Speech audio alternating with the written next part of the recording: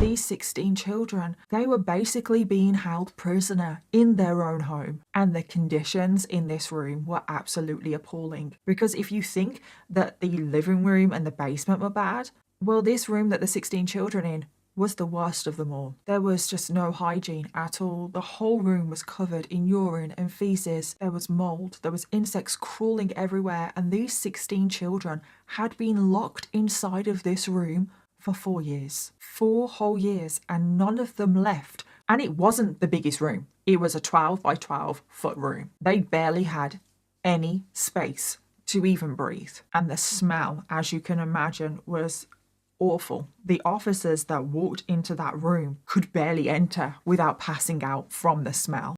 16 children, locked in a 12 by 12 room for 4 years. The officers who walked in that day, they couldn't breathe. The ammonia from the urine, the stench of human waste caked on every surface. You already know what I'm about to say, just like I know that when a story sounds too monstrous to be true, the institutions that were supposed to stop it suddenly develop amnesia. And here's the thing though, this wasn't some off-grid bunker nobody knew about. This was Ohio, a small town with a church, a railway line, and a little house where 20 people lived. But only 4 of them were ever seen outside. However, when the police stepped inside of this house, what they found shocked them to their core. It was not why they were there, and it was not what they were expecting. Because first of all, when they stepped inside, they found the front room absolutely piled high with trash. Just bits of plastic, cardboard, old clothes, just pure trash. The basement was the same. The trash was piled literally waist high. It was moldy, just filth everywhere. This whole property looked completely abandoned. No humans should live in an environment like this. But there were people living in this house. There were 4 adults living in this house, alongside 16 children. Yeah, 16 children living in these conditions. And the police found these 16 children locked inside one bedroom. And look, I need you to stay with me here, because what happened on June 30th, 2026 isn't just a story about filth. It's a case file that exposes exactly where all told to trust actively buries children alive, not with a shovel, with paperwork, with lazy caseworkers who just give up.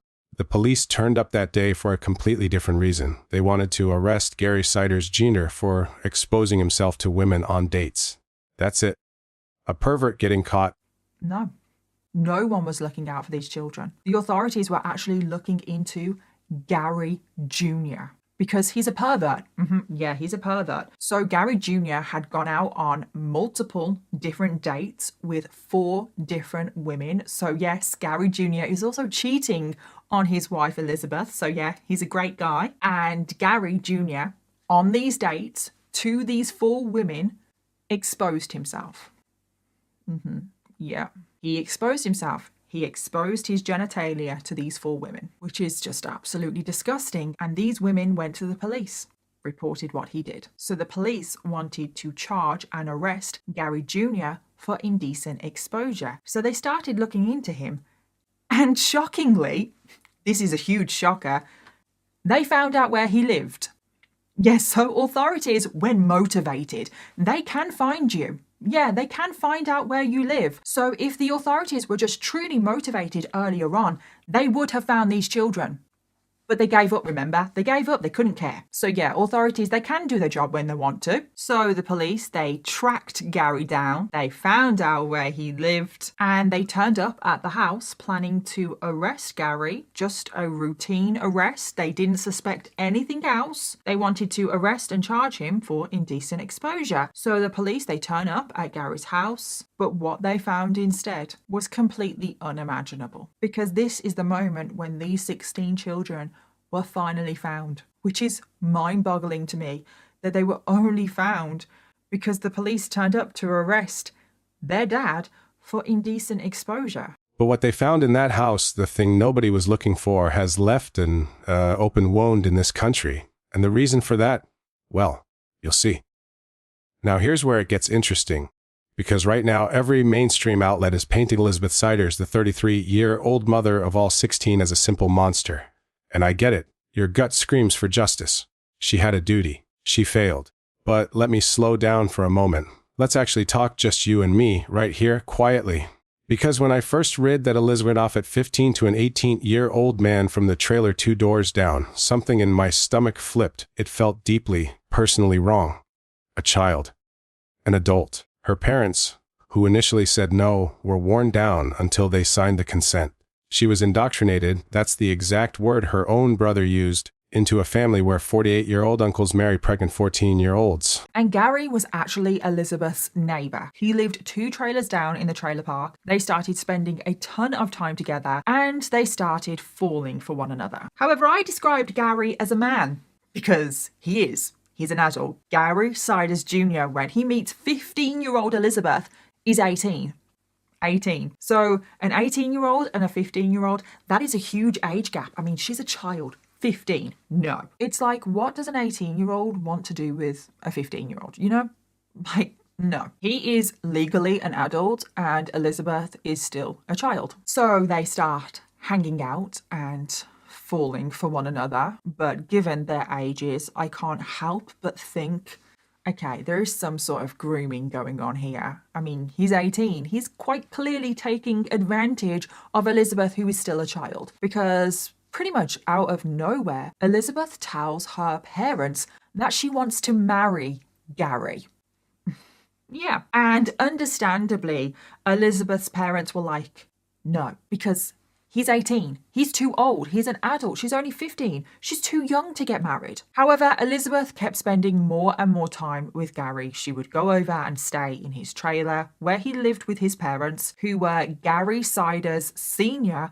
and Christina. And the more time Elizabeth spent with this family, it is said that she was, quote, indoctrinated into their lifestyle. And it makes it sound like kind of like a cult, like she's being indoctrinated into their lifestyle, into their way of thinking. And it does kind of seem like that because she's 15. So obviously we don't know everything about this case. We don't know every single detail. We don't know the participation completely of Elizabeth going forward in this case. However, for right now, we can 100% say that she is a victim because she's 15. Why is an 18-year-old choosing her? He's basically grooming her. We can say that. Why is this family indoctrinating a 15-year-old into their life, into their family and their way of thinking? No, that's fishy as hell. And Elizabeth was just spending more and more time with the Siders family. She was spending more time in their trailer than with her own family. And again, I'm going to re-emphasize her age. She is going to be very vulnerable, very impressionable, until eventually Elizabeth became so distant and estranged from her own family that her parents finally gave in and gave permission for their daughter Elizabeth to marry Gary Siders Jr. Yeah, which is just really sad, isn't it? And Elizabeth is still only 15. Still only 15, and her parents have given permission for her to marry an adult. And you're probably wondering, well, she's 15. She's still a child. How is actually that possible? And unfortunately, it actually was. It was perfectly legal for Elizabeth to marry an adult at the age of 15. All Elizabeth needed was her parents' consent and a judge's approval, which she got. So now Elizabeth and Gary Siders Jr. are married. And apparently at the time when they got married, Elizabeth only had the education of an 8th grader. And Gary only had the education of a 9th grader. And it turns out that marrying teenage girls actually runs in this family. Oh yeah, the lot of them. The lot of them seem to be very sick and twisted. Because just a few years prior, one of Gary's uncles, who was a 48-year-old man, yeah, 48. Not even like the situation of Gary, who is 18 marrying a 15-year-old. Oh, no. This uncle is 48 years old and he marries a 14-year-old child. Who he got pregnant. Yeah, this 14-year-old child was already pregnant with his child. That's not a red flag. That's not a red flag. So when you look at the mug shot of this hollowed out woman, ask yourself, at what point did the victim become the perpetrator? Because we all knew this story was going to have more than one layer, didn't we? They had 16 children together, or 18 if you count the conjoined twins, Bailey Lee and Faith Lee, who died an hour after birth from respiratory failure. So now going back to Elizabeth and Gary, they're obviously married now. Elizabeth was 15, Gary was 18, and it probably comes to no surprise to any of you, but what happens pretty much instantly after they are married? Well, Elizabeth falls pregnant. Of course she does. Elizabeth falls pregnant and she is still only 15 years old. I have also seen reports that Elizabeth was also pregnant at the age of 13, but she lost this child. But these claims are not verified, so I don't know. But what we definitely do know is that she was pregnant at the age of 15. And Elizabeth and Gary now go on to have their first of many children together. And this was in the year 2008. The couple gave birth to a baby girl. Elizabeth then moved into the trailer where Gary lived with his parents, and they all began to raise this baby together. But then what happens next? Pretty much immediately after giving birth, Elizabeth falls pregnant again. She gave birth to a second child in 2009 when she was only 16 years old. And she did give birth in a local hospital. I think that's very important to note that these were not home births. No, they were in a hospital, so people were aware of these children. The couple then moved from the trailer. They moved to a different home, presumably still with Gary's parents. And I feel like I'm going to become a broken record because what happens next? Well, Elizabeth falls pregnant. She falls pregnant over and over again. She gave birth to 3 daughters pretty much once a year, 3 years in a row. She gave birth in March of 2011, March of 2012, and March of 2013. So yeah, 3 daughters, 3 years in a row, pretty much exactly a year apart, which is crazy that she's giving birth each year. Like, I just cannot wrap my head around that they literally were a year apart. So the couple now have 5 daughters. Elizabeth has 5 daughters by the age of 20. And it's actually crazy thinking about how many times she's falling pregnant, pretty much freshly postpartum, and then giving birth. She's popping out children every single year. That is in itself mind-blowing to me. And then a year later, in September of 2014, she gave birth to her first son. She gave birth to another daughter 18 months later in May of 2016, meaning that she now had 7 kids by the age of 23. And we don't know too much about the home life right now. It's not actually known if the older children were attending school or were they being homeschooled. I'm going to guess and say it was the latter, because why would this family want these children out in the open knowing about them, given the conditions that they are found in so many years later? We do know that Gary also had some problems with the law around this time. He was charged with driving without a booster seat. He pled guilty and paid a fine for this. The family were also moving around a lot, which is suspicious, isn't it? Kind of seems like they were avoiding authorities and being detected. And again, we can only assume that the couple, along with the children, are still moving from house to house with Gary's parents, because again, we don't quite know, but that is what I am assuming. And apparently this did make it hard for authorities to keep track of them.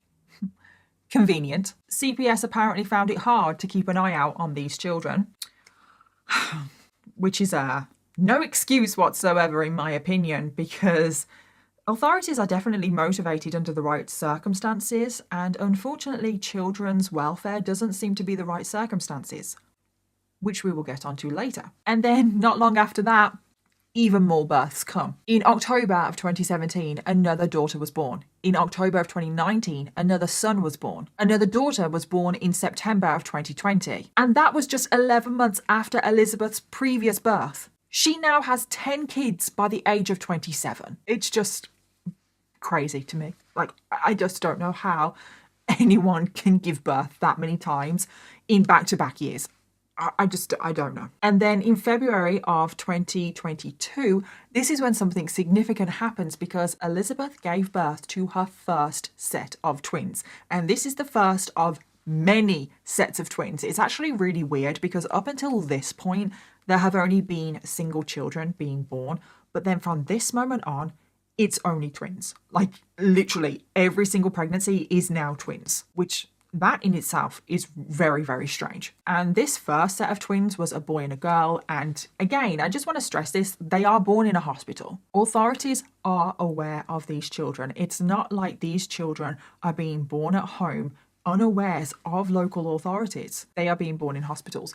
And almost immediately after giving birth to these twins, Elizabeth falls pregnant again with twins. And Elizabeth gave birth to a second set of twins within 1 year of the first set. But this second set of twins were actually born prematurely. They were born at 24 weeks and they were actually conjoined twins. And they were what is known as through-coccus conjoined twins, which means that they were conjoined at the chest and face. They were sharing vital organs. And this obviously meant that the birth came with massive complications. And Elizabeth went into labour at only 24 weeks pregnant, which is obviously very risky in itself. On top of the fact that they were twins, they were conjoined twins, there was just massive complications. And Elizabeth and Gary, they had already named these twins. They had named them Bailey Lee and Faith Lee. And very sadly, these twins, they did not make it. Just 1 hour after birth, these twins sadly passed away. They passed away from respiratory failure, and that's just so sad. It's just absolutely heartbreaking to hear. That's a detail they don't want you to know. Just 1 hour of life outside the womb and they were gone, and almost immediately Elizabeth was pregnant again, year after year. Single births, then suddenly a strange medical shift, and every pregnancy was twins. This wasn't just chaos, it was a factory. And all these babies were born inside hospitals. Let that sink in. Doctors, nurses, administrators saw Elizabeth. They handed her discharge papers. The system knew. Don't ever let anyone tell you these children were invisible. They were seen, documented, and then sent right back to hell. But before I get to the actual 9/11 calls or the arrest footage, I need to expose the most infuriating breadcrumb of all. In 2021, 5 years before the rescue, a truancy officer actually noticed that none of the Siders' children were enrolled in school. That's a minor miracle, someone doing their job. The officer tried to find them, but the family moved around a lot, hopping between trailers and secluded properties. So here's what the system decided: they couldn't track them down, so they gave up.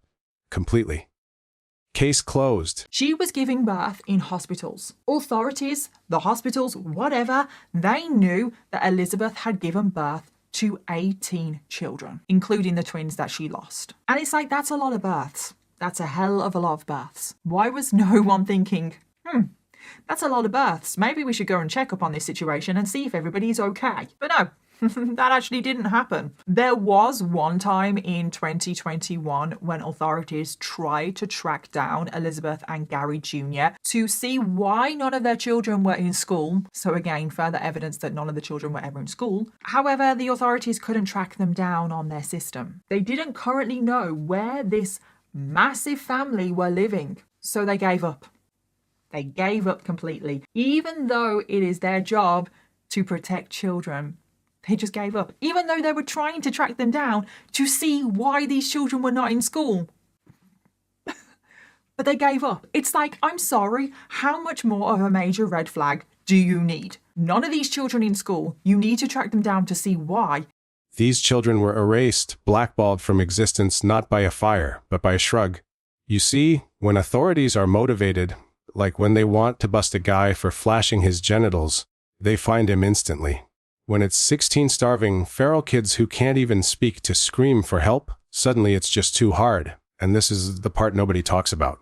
The actual room. I found a 3D tour online. Now, I can't 100% verify it, but it matches every single verified piece of evidence down to the tiger painting and the chest freezer. In that footage, the bedroom is worse than a kennel. Dirty, rotten mattresses chewed down to the foam. Wooden frames exposed because the plaster has been torn off the walls.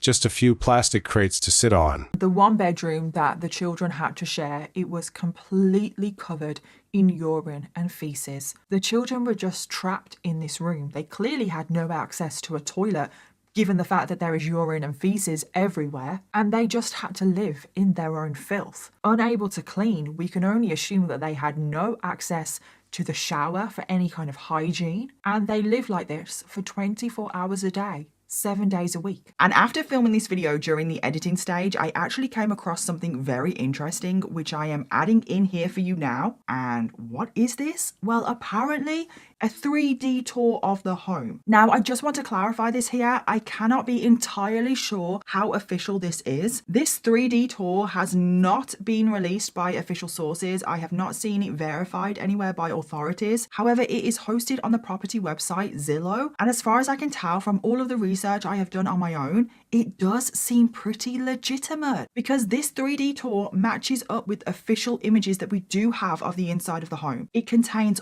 all of the same interior objects. So whilst it could be fake, there is also a good chance that someone somehow gained access to the property after the news story broke and then captured this 3D footage and posted it online. And you can see all of the same rooms in this 3D footage. You can see the trash piled high in the living room, the chest freezer, the tiger artwork. But significantly, what this 3D tour also appears to show is the inside of the bedroom that all of these 16 children were held prisoner inside. And we don't have any official images of this bedroom released, so I cannot verify this for sure. However, looking at this 3D tour, the conditions look absolutely appalling because you can see dirty, rotten mattresses just scattered all over the floor. The walls are also falling apart. The plasterboard has come away. The wood frames are exposed. There is also trash all over the floor, a few crates for the children to sit on. I also found a few static images online of the bedroom, which lines up with this 3D tour. And these images give you a better idea of how disgusting this room was. You can see the trash and the crates better. It is truly unbelievable to imagine anyone being able to survive in here, let alone children. Children as young as 18 months old. And most significantly, this 3D tour really does just show how incredibly tiny this room actually was. And remember that 16 children were held captive in here. 16 children surrounded by their own urine and feces. It is truly appalling and heartbreaking to even think about.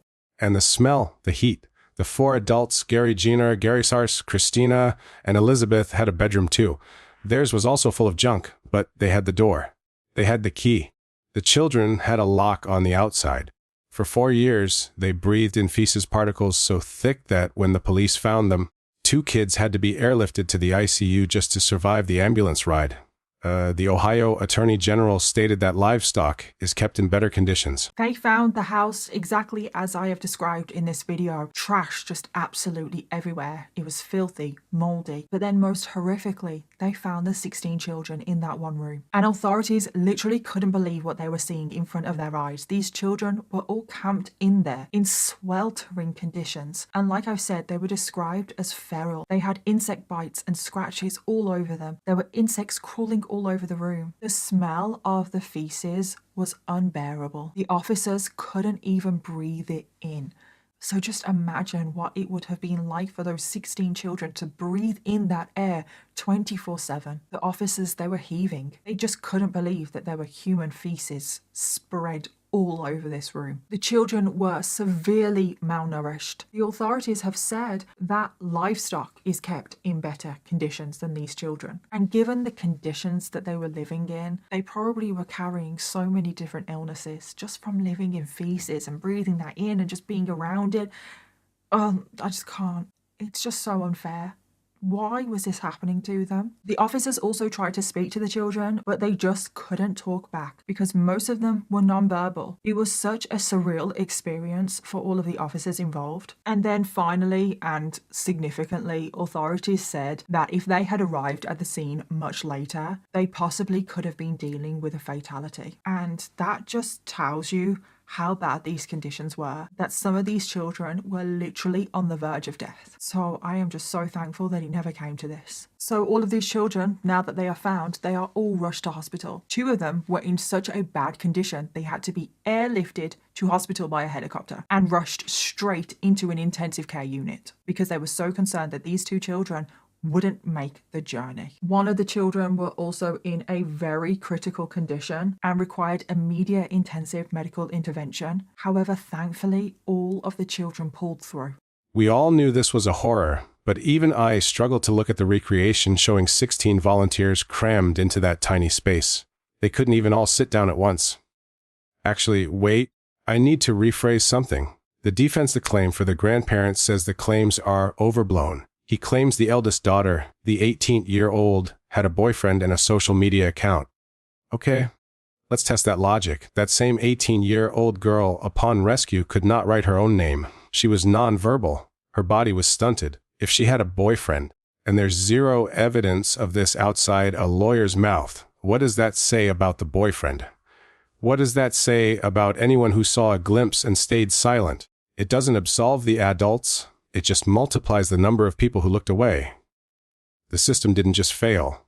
It was complicit. From the hospital maternity wards to the school board that stopped looking, to the neighbors who occasionally saw Elizabeth, but never the kids. I want to know what happened to these children before those 4 years as well. So at this point in 2026, when these children are found, we 100% know that none of these children are enrolled in a school. But it wouldn't surprise me if none of them had ever been enrolled into a school. The Ohio Attorney General confirmed this. He said the children were not enrolled in school, which means for years, potentially their entire lives, these kids were not in the education system. They were not being seen by teachers, by school nurses, by counselors, by anyone who might have noticed something was wrong. And this is how they were able to keep these 16 children hidden from the world, because they were not going to school, they were not being seen by anyone. They were just completely out of the system. And if you're wondering about the neighbours, because yes, they live on the outskirts of this small tiny town, but they did still have neighbours. So the neighbours have actually said that they would occasionally see the 4 adults, but never the children. The neighbours have said that they would sometimes see Gary Jr., Gary Sr., and Christina, and occasionally, but very rarely, they would see Elizabeth. And that's probably because Elizabeth is always pregnant and they're trying to keep everything hidden and secret. But the neighbours never saw the children. Of course, the children were kept inside, hidden, a secret, because you would hope that if the neighbours did see the children, they would obviously report it to the authorities. And that is actually one of the main things, one of many, but one of the main things that annoys me about this case is the authorities. Like, why had they not picked up on this situation sooner? That's why I have been emphasising that Elizabeth has been giving birth in hospitals. It's not like she was getting pregnant in secret and then giving birth at home and literally no one knew about these children. That is not what happened in today's case. No one knocked hard enough. And that brings me to the silence we need to break. The children are now in state care. They are learning to trust. They are learning to speak. The community has donated toys and clothes, trying to fill a void that 4 years of isolation dug into their souls. But I can't shake the image of that room. The reason this case feels like a personal attack on everything decent is that these kids weren't hidden in a soundproof basement by a criminal mastermind. They were locked up by a DoorDash driver and in a village of 700 people. The system had every chance. The parents' consent for a child bride. Granted the hospital births. Ignored. The truancy check. Dropped. Every single pillar of the safety net crumbled. And we are left holding a truth we already suspected. The watchdogs are asleep, and they turn a blind eye to the most vulnerable every single day. So now these 4 adults sit in jail on second-degree felony child endangering charges. I mean, obviously we don't know all of the facts from today's case, and I'm sure a lot more information is going to come out, which will hopefully answer a lot of questions and will hopefully answer the question about Elizabeth and her involvement. But people are unsure what to make of Elizabeth, because obviously when she first had a child by Gary, she was only 15. Like, she married an adult at only 15 years old. She is 100% a victim in the beginning of today's case. But then, is she a victim throughout the whole of today's case? Does she somehow turn complicit and then turn into a perpetrator? What was her involvement? Did she try and help the children at all? She was also isolated from her own family. There could have been an element of coercive control, that she was being manipulated into living this way. And her attorney has come out to defend her, which is obviously their job to do. They are painting Elizabeth as a victim, saying that she was coerced into all of this. But right now, we have no hard evidence to support this. this, and we're obviously still waiting for more information to come out. Another defense attorney for the granddad, Gary Sr., has also come out to defend the parents. He said that the Attorney General's claims are overblown and that these kids weren't as neglected or underdeveloped as being made out. He said that some of the kids have social media accounts and have written things online showing that they are not illiterate. He said that the eldest daughter even had a boyfriend outside of the home. But again, these are just the words of the defense attorney, who is obviously extremely biased, and it's their job to paint out their client in the best light possible. So yes, we don't actually have any evidence to support what that defense attorney has said either, so we just don't know. It's a start. But where is the investigation into the hospital? Where are the charges for the officials who stamped, unable to locate, and went on their lunch break? We don't want to think about children living like this. It's supposed to be unsolved, distant rare. But it's not. Exposed. The evidence is in the urine-soaked mattresses and the silent, hollowed-out faces of teenagers who have never seen a toothbrush. So here's my question to you straight from the core of this outrage. If we cannot get a full, transparent public accounting for 16 children locked in a cage of filth for years while the state had their names on filers, is there any hope for the quiet kid next door that nobody notices? Is the justice we're promised even real, or is it just a legend we tell ourselves to sleep at night? Let me know what you think. I need to hear your voice on this one.